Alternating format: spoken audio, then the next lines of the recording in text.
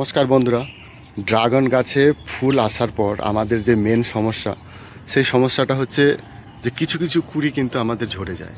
দেখুন, এই কুড়িটা নষ্ট হয়ে গেছে, এটাও নষ্ট হয়ে গেছে, এটা ঠিক আছে, আর এটা ঠিক আছে। দেখুন, এই সমস্যা আমাদের প্রায় সবারই হয়ে থাকে। অসংখ্য কুড়ি আসার পর দেখা যায় যে সেইগুলো কিন্তু নষ্ট হয়ে যায়। কেন নষ্ট হয়? দেখুন, আর একটা মেন কারণ, দেখুন ফুল আসার সঙ্গে সঙ্গে এখানে কিন্তু পিঁপড়েদের উপদ্রব বেড়ে যায়। এখানে একটু ভালো করে লক্ষ্য করুন, দেখুন এই গাছে কিন্তু অসংখ্য পিঁপড়ের আনাগোনা শুরু হয়েছে। তাই প্রথম যেটা করতে হবে তা হচ্ছে আমাদের যে টবের গোড়া আছে, এই টবের গোড়াতে কিন্তু চক, অর্থাৎ লক্ষণ রেখা চক দিয়ে দিতে হবে, যাতে এইখানে এই পিঁপড়েদের আনাগোনা না হয়। এই পিঁপড়েদের আনাগোনার জন্যই কিন্তু অনেক সময় এই ফুলগুলো কুড়ি আসার পরও ঝরে যায়। আবার অনেক সময় কি হয়, গাছের পুষ্টির অভাবে এই সমস্যাটা হয়ে থাকে। আর এখানে দেখুন, এই কুড়িটাও ঠিক আছে, অলরেডি দুটো এখানে আপনারা দেখতে পাচ্ছেন যেটা অলরেডি ফুল ফুটে গেছে, আর নিচে আর একটা আপনাদেরকে দেখাচ্ছি, এটাও কিন্তু ফল হয়ে গেছে। তো একটা জিনিস আপনারা এই ড্রাগন গাছে খেয়াল করবেন, যদি অসংখ্য পরিমাণে ফুল আসে তাহলে সেখানে বেশি সমস্যা দেখা দেয় গাছের এই কুড়িগুলো ঝরে যাওয়ার জন্য।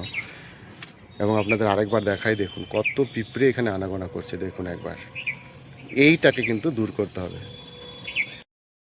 প্রথমে যে কাজটা করতে হবে তা হচ্ছে, যেই কুড়িগুলো নষ্ট হয়ে গেছে সেই কুড়িগুলো গাছে রাখা চলবে না। এই কুড়িগুলোকে ইমিডিয়েটলি এই গাছ থেকে রিমুভ করতে হবে। কারণ যদি এগুলোকে আমরা রিমুভ না করি তাহলে গাছ তার এনার্জি এই কুড়িগুলোকে ঠিক করার জন্য ব্যয় করতে থাকবে, যা গাছের এনার্জি অপচয় বলা যেতে পারে। তাই এইগুলো আমরা তাড়াতাড়ি এই গাছ থেকে রিমুভ করলে গাছ তার এনার্জিগুলো বাকি ফুলগুলোতে কনভার্ট করতে পারবে এবং ব্যয় করতে পারবে। এর পাশাপাশি গাছে পুষ্টিগুণ সম্পূর্ণ খাবার প্রয়োগ করতে হবে, আর এর সঙ্গে কিছু পুষ্টিগুণ খাবার দিতে হবে, যাতে এই অসংখ্য পরিমাণ যেহেতু কুড়ি এসছে, সেই কুড়িগুলো যাতে টিকে যায়। তার জন্য আমরা আজকে একটা মিশ্র খাবার এখানে তৈরি করব।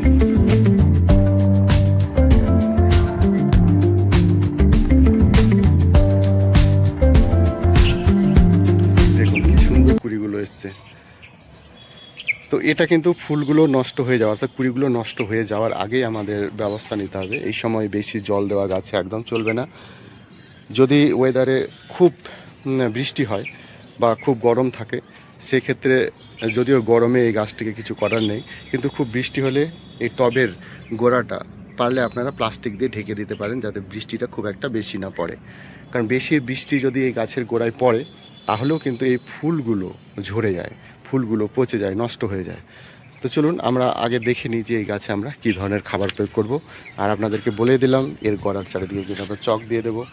আর সাধারণত দেখা যায় টবের গাছে কিন্তু 100% ফুল ফোটে না, 100% ফুল টিকে না, কিছু পরিমাণ নষ্ট হয়ে যায়। তাই চিন্তার কিছু নেই। বেশি যদি ফুল আপনার গাছে চলে আসে তাহলে সেই ফুলগুলো থেকে ফলে কনভার্ট হতে প্রচুর খাবারের প্রয়োজন হয়, তাহলে সেই ফলের সাইজও ছোট হয়ে যায়। সেক্ষেত্রে যেটা টিকবে সেটাকে যদি ঠিকঠাক আপনারা তৈরি করতে পারেন তাহলে সেই ড্রাগনের সাইজটা কিন্তু বড় হবে।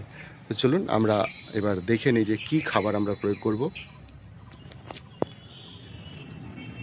বন্ধুরা চলুন এবার আমরা ড্রাগন গাছের যে খাবার, মিক্সচার খাবারটা তৈরি করব, সেটাতে আমরা কি কি মেশাতে পারি একবার একটা একটা করে আপনাদেরকে বলে দিচ্ছি। এখানে আমি পুরনো গোবর সার নিয়েছি, এটা কিন্তু গোবর সার। আমার দুটো 14 ইঞ্চি টবের গাছে বসানো আছে, দুটো ড্রাগন গাছ। তো আমি এখানে মোটামুটি 300 থেকে 400 গ্রাম আমি গোবর সার নিয়ে নিয়েছি। এর সঙ্গে নিয়েছি শুকনো কলার খোসা, এখানে 1 মুঠো শুকনো কলার খোসা আছে। এই শুকনো কলার খোসা কিন্তু গাছে পটাশিয়ামের ঘাটতি পূরণ করবে। এখানে আমি নিয়ে নিয়েছি, এটা হচ্ছে শিংকুচি, আপনারা পরিমাণ মতো শিংকুচি নিয়ে নেবেন। এখানে 8 চামচের মতো শিংকুচি হবে। আর এটা হচ্ছে হাড় গুঁড়ো, এই হাড় গুঁড়োটা 6 চামচের মতো হবে। তো আপনাদের একটা আইডিয়া দিয়ে দিলাম। আমার টবের সাইজ হচ্ছে 14 ইঞ্চি আর দুটো টব, আর সেইখানে আমি এই খাবারগুলো এখন প্রয়োগ করব। তো আগে এটাকে আমরা মিশিয়ে নেব, তারপরে আমরা গাছে প্রয়োগ করব।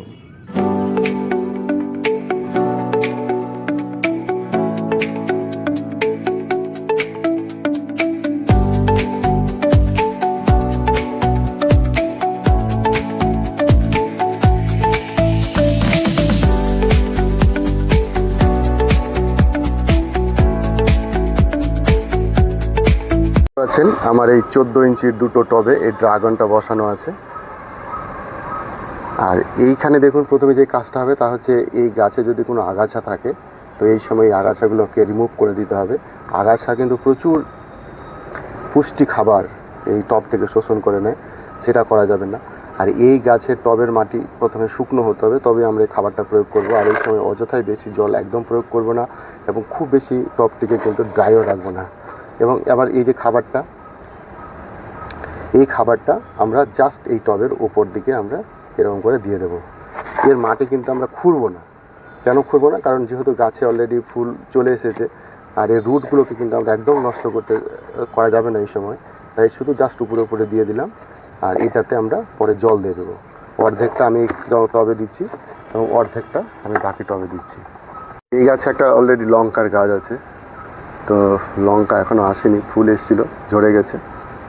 তো যাই হোক, আমরা এই গাছে একবার ভালো করে দেখে নেব কোনো রকম আগাছা আছে নাকি। তারপর এই খাবারটা আমরা এই গাছে প্রয়োগ করব। সবটা এখানে ঢেলে দিচ্ছি।